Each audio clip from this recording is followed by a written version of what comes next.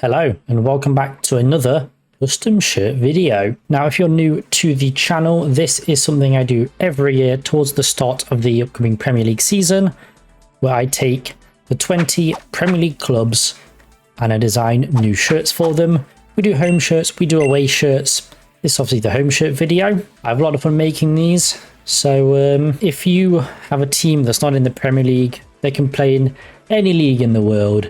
If you want me to design a football shirt for them, leave a comment down below with your team and I'll pick a couple of names to design custom shirts for in their own separate video later down the line. So say subscribe for that one, but for now, let's focus on the Premier League teams and these custom home shirts that I've developed. I'm going to start off with Arsenal. Now Arsenal are normally one of the best dressed clubs in the league. I think that's fair to say. So there's always pressure to create a nice looking shirt for the Gooners. Still not sure about that name. If you've watched any of my previous custom shirt videos, you will know that I love the lightning design that has created many an Arsenal kit in the past. I just think it's a very cool design element that you can use in your shirts. Big fan. This time I've gone with a more unique take on that lightning design with this zigzag sort of design made up of these different lines. I like it, quite frankly. I think it is pretty cool. With the rest of the shirt remaining plain. White sleeves and side panels, red collar, red and white cuffs, and a monochrome badge to tie everything together. I was toying whether to use the normal Arsenal badge or the monochrome version, as I'm not really the biggest fan of changing up crests on the home shirts,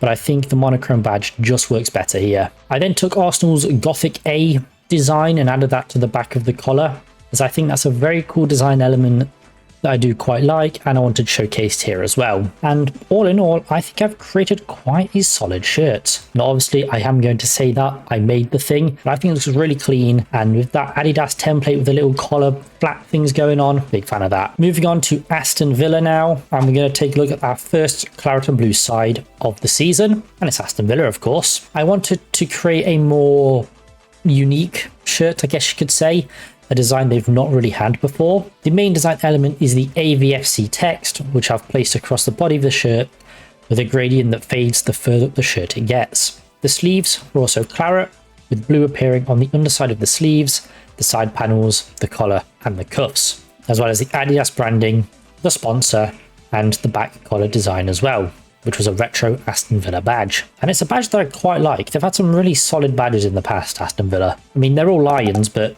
they look cool, so that's all right. I feel like this creates a shirt that is unmistakably Villa, and against those other claret and blue sides, that's what you need. We don't want a repeat of the couple of seasons ago. Pretty happy with this design. I think the AVFC across the body of the shirt, it's not really a design you see in many football shirts, but I think it works quite well here. I mean, I made the shirt after all.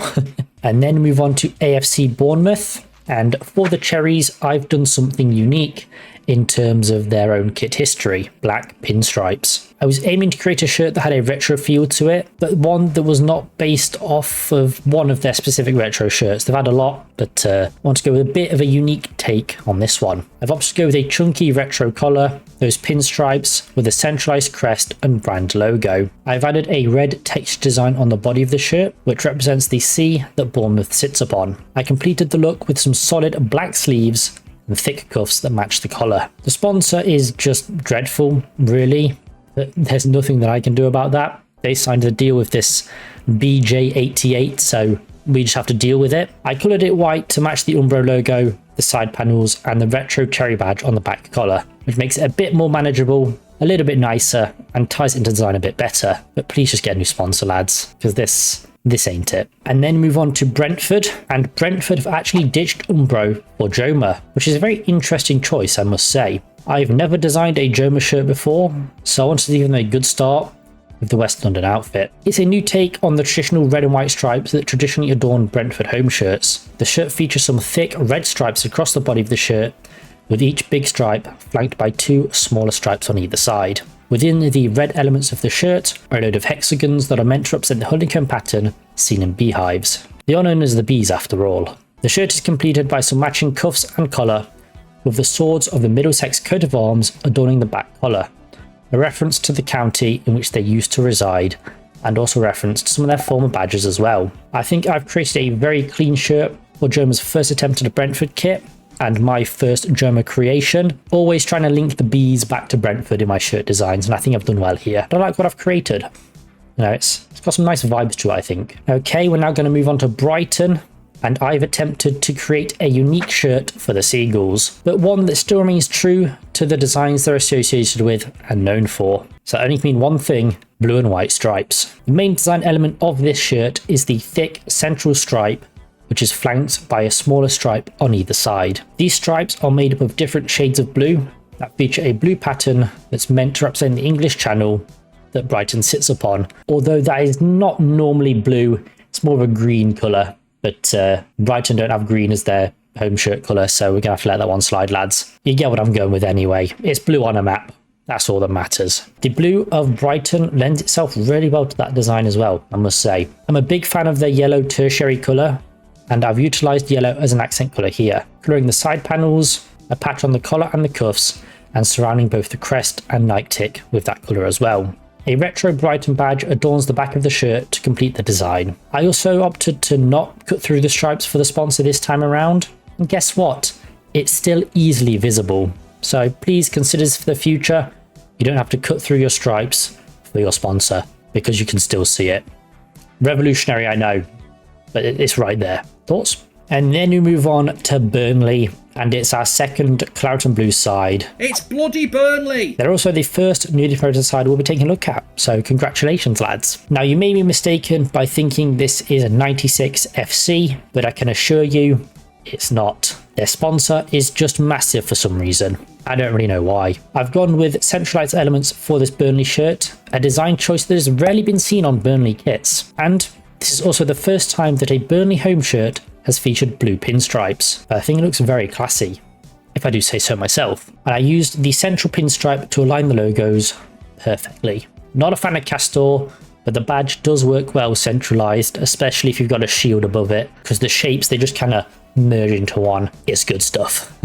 I went with a striking checkered design across the claret elements of the shirt, purely because I think it looks nice, and it also works quite well alongside those pinstripes as well. I have altered the colours of the monochrome badge to work better with this design, and the back collar is adorned by the Burnley lion, which also appears on their crest. But please get a different sponsor, lads, because this ain't it. I've tried to fix it by colour matching it, but it still just ain't it. I beg you reconsider. Please, it's so big. My God. Right, we're going to move on to Chelsea now.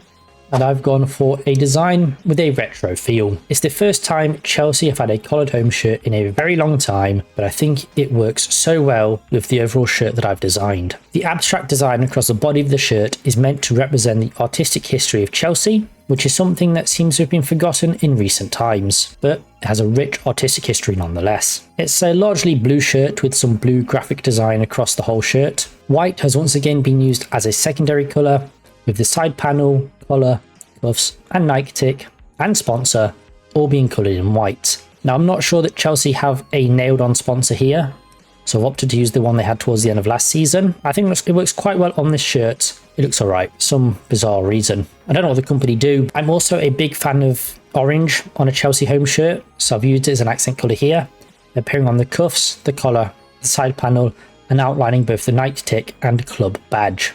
The shirt is finalised with a Chelsea FC monogram on the back collar. Honestly, bring back monograms, man. They look so cool. And I think this works really well as this sort of retro-esque shirt that I've designed here. Chelsea have been all over the place with their kits recently, and I think this one is pretty good, I must say. Right, moving on to Crystal Palace now, and we're keeping it in London with Crystal Palace, and I've brought them back to a half and half design with alternating sleeves and cuffs. Now, normally I'd associate these half and half designs to a classic Palace shirt, but aside from the first ever kit they had, they've not actually had that many half and half numbers, which is very surprising because when I think Palace, yes, I think stripes, but I also think half and half, so I'm not sure what's going on there. Still, I'm a fan of the design and I've chosen to work it in here. It is Palace's inaugural season in Europe too, so they needed a nice kit for the occasion, and I think that I've created that. Palace are known for their stripes, so I want to include those as well in this design somehow. So I did so using different shades of red and blue. I added a white separator between the two halves, which left some central space for that awful sponsor. I went with a retro style collar to further the classic feel of the shirt, with the Crystal Palace on the back as well. Nestled perfectly within those two white stripes of the Macron template. Thanks for doing that, lads. This would look class under the Selhurst lights on a European night, whether that's the Europa League or the Conference League. It's still going to look very nice. And then move on to Everton, and it's going to be Everton's first season in their new stadium, the Hill Dickinson Stadium, which doesn't really hit the same as Goodison Park, does it? I wanted this shirt to be a celebration of that. The main striking design of the shirt is those zigzags, which I've used to represent the waves of the River Mersey upon which their new stadium sits. I also took some inspiration from the 85-86 shirt, but utilising a lot less white, keeping it only on the shoulders and towards the back of the shirt. The main colour of the shirt is the classic Everton blue, with white and darker blue secondary colour as well. That colours the cuffs, the collar, and some of the piping elements on the shirt. The stake sponsor is once again terrible, but again, there's not really much I can do about that, so we just have to deal with it, unfortunately. The back collar has a design that's made to represent Goodison, featuring the stadium's name and the years in which Everton occupied it. I feel it pertinent as they move into the new stadium to have one final reference to their previous home, where so much of the history is made. It's going to be very, very interesting to see them in a different stadium other than Goodison Park, but I think you can have a shirt that still references your historic home as you move in to this new stadium, especially when it's your first season there. It's always good to call back. And then we move on to Fulham. We're moving back to London now with the cottages, and it's a design that draws inspiration from some of their previous kits with a twist. Fulham have had shirts in the past that utilise a black band, but it normally encompasses the sponsor or sits around the centre of the shirt. Now I've opted to move it up to contain the club's crest and Adidas logo, and flank it with two red stripes to match the red piping of this Adidas template. It's a largely plain shirt design, but I've added a couple of design elements to the black parts of the kit. I've opted to go with this sort of checkered sort of design, which is inspired by the brickwork of the Fulham Palace, which, you guessed it, is in Fulham. I think it lends itself nicely to the overall shirt design and creates something that looks very smart, which is a perfect fit for the cottages. I added some red elements to the cuff and the collar as well. I did try my best to make this awful sponsor look a little bit better by colouring their little logo thing in red, but it's still bad. Sorry lads, I can't fix a terrible sponsor. Also added a Craven Cottage crest on the back to tie it all together. Mwah. Lovely stuff. Moving over to Leeds United now, and they are back in the Premier League, and I've created this classy number for the Yorkshire outfit so they can don it as they get relegated once again. I think pinstripes are a very cool design element, so I've opted to use some alternating stripes containing Leeds' other two colours of yellow and blue. I made sure to centralise the Adidas logo and the Leeds badge within those stripes, and added some further yellow and blue elements to both the cuff and the collar, as well as colour matching their Red Bull sponsor to those home colours as well. Further blue elements were added with the template piping and Adidas stripes, and I tied everything together with another retro badge on the back of the collar. The colours of that badge work really well, and they put the Yorkshire Rose front and centre, which was very, very nice. A very classy strip for their return to the top flight, if I do say so myself, even though they're probably going to go straight back down. At least they'll look good doing it. And then we move on to Liverpool, moving over to the reigning champions now, and I wanted to create a shirt that would commemorate their 20th league title. It's another retro inspired design, this time inspired by their iconic 89-90 home shirt, but I adapted it to be its own thing, so it looks pretty different to the inspiration, but you can sort of see it there as well. I am a huge fan of the templates that Adidas are using this coming season, and this one with the little collar thing, I think it looks brilliant. I just had to use it here. I've also opted to add more white to this shirt than the original design as well, with the underside of the sleeves and the side panels being in white, alongside that lovely, lovely piping. Also added a cheeky bit of yellow on the cuffs as well, because it is a Liverpool colour, so I thought it should feature. Now, I said this shirt was designed to commemorate their 20th league title, and I've done that here with the 2 stars that sit above the liver bird, which represent those 20 titles. 1 star per 10 titles, much like Inter Milan have done. I think I've done a really solid job here, if I do say so myself. It's a lovely, lovely strip to defend their title. Quality. Alright, and now we're going to take a look at Manchester City, and it's another retro-inspired design for the Citizens. The main inspiration for this shirt is taken from their 89-91 home shirt designed by Umbro, taking not only the pattern from that kit but also a retro style collar as well. Opting to use a collar for this shirt allows me to utilise this Puma template, which, while being very nice, has been done to death recently, with a lot of clubs opting to use it for this coming season, but you can very easily see why, because it's good. There's some really good stuff. I rotated the pattern from that original Umbro shirt to give it a more unique look and to be a fresh take on that design, creating what I think is a very understated but classy shirt. A matching collar and cuffs combined with white side panels complete the look, with a small white boat occupying the back collar. I think I've done really well for City here. This shirt, it just came together beautifully. It's much better than whatever the fuck Puma are doing for City this season. That's all I'll say. Now we're going to look at Manchester United. So we're going to move over to the other side of Manchester with the relegation scrapers, Man United. This shirt is inspired by their current home, Old Trafford, utilising different patterns and designs to represent different parts of the stadium. The diagonal lines on the sleeves are a reference to the truss that can be seen all over the top of the stadium, with the pattern throughout the body of the shirt meant to represent the shining spotlights, those special games under the lights. And I've added a further reference to their home with the Theatre of Dreams tag on the back collar. And whilst the shirt is largely red, as you would expect, it uses black as a secondary colour, colouring the cuffs, the collar, the side panels and the piping, finished off with some yellow accent elements to create a very cohesive shirt, whilst the Adidas logo and sponsor are in white. I think it's a pretty decent shirt for Man United here, I can't lie. They need to go back to more red and black kits because that stuff looked cool. And now we take a look at Newcastle, moving over from one United to another as we go up to the northeast. I wanted to create a shirt that still proudly displayed their black and white stripes, but I also wanted to add some design elements to make that design a bit more interesting than just your average striped shirt. And I did so with these striped elements on either side of the stripes, whilst the white elements of the shirt contain a houndstooth pattern that is a reference to Northumbrian tartan, which has a historic link to Newcastle and their early shirts, with the Northumberland Tartan Company continuing and their products being ever popular amongst Newcastle fans to this day. I utilised the light blue from their crest as an accent colour, and I just think that a Newcastle shirt always looks better with a bit of blue present. I've gone with a centralised club crest and manufacturer's logo centralised within that central stripe to just make everything look that little bit better. And I've finalised the shirt with the shield from their crest as a back collar tag. I think it's very nice, and I think I've created a very solid shirt for the Geordies. Now we go to Nottingham Forest,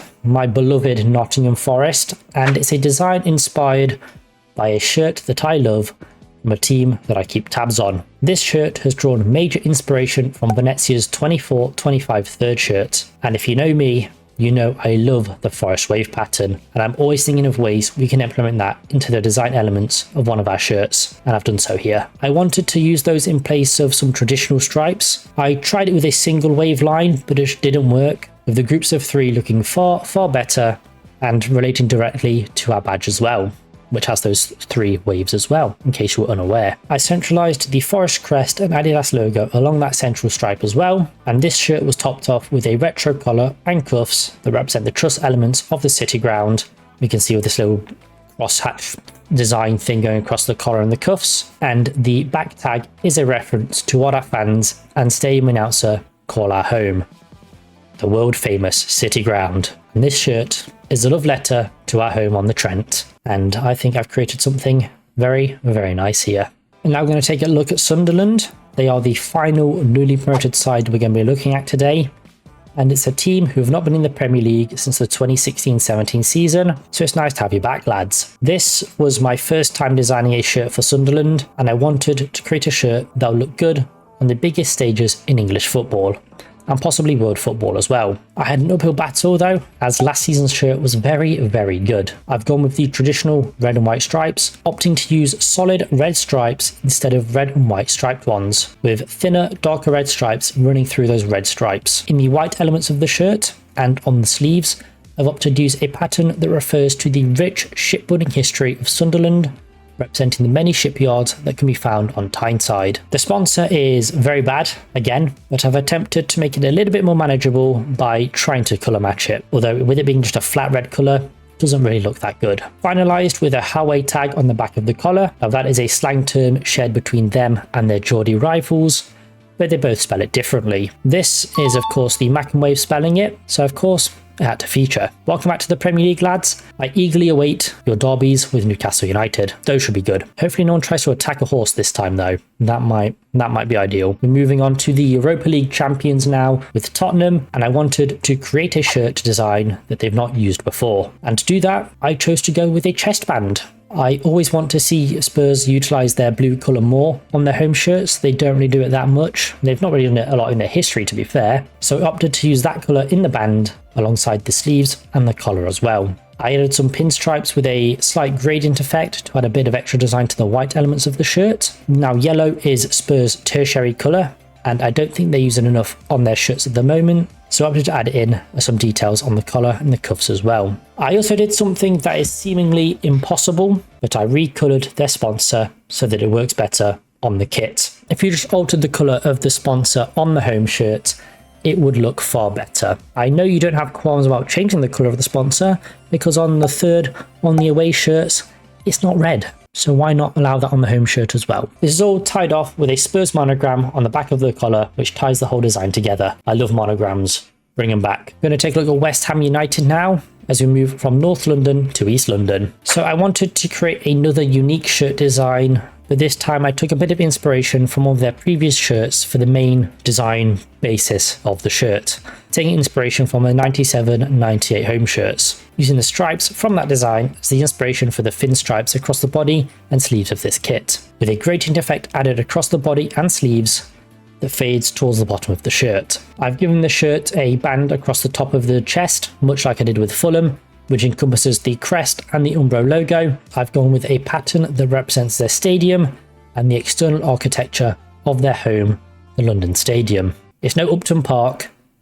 but I guess it'll do. I finalised the shirt with yellow accents on the cuffs, the collar, and on that black collar design of their old logo, which I think is far, far better than the current one they're using. So I'd commemorate it on the back of the shirt because I like it. We finally moved on to Wolves, and it's another retro-inspired design, this time drawing inspiration from their 85 to 86 home shirt. I've also brought back the black sleeves, which have not made an appearance on a Wolves shirt since the 2021 season. It's their amber base with some black pinstripes that furthers the retro inspiration, with the retro design being typified by that retro style collar that I've opted to go with. Very reminiscent of the collar of the 92-93 home and away shirts. That's not the only inspiration I've taken from those shirts though, as I implemented a stroke design also inspired by the 92-93 home shirt. It's not an exact copy, it's a more modern take on that sort of design, but that's where I took inspiration from. The back collar tag is a reference to one of their nicknames and the colour of their shirts from the 1960s, Old Gold. I think it's just a cool term, and to have it as a little back collar tag on their shirt, I think it's a nice touch. It may not be the colour of this shirt, but still, I think it's a cool little design to have on there. The sponsor isn't great, not gonna lie, but I've tried my best to make it at least look a little bit decent with the rest of the shirt's design, giving it an orange outline alongside the Wolves and Sudo badges as well. All in all, I think I've created a very solid shirt for Wolves here, a nice retro-inspired number that could be a modern classic going forward. So yeah, those have been my 20 custom home shirts for the upcoming Premier League season. Which one was your favourite? Leave me a comment down below. If you have any ideas of what I should change or what you didn't like about the shirts, also comment them down below. I do love reading all of your comments on my shirt design videos. And again, comment your favourite team down below who haven't featured in this video, and I may just design them a new shirt in a future video. So stay subscribed for that one, and I'll see you guys later. Peace.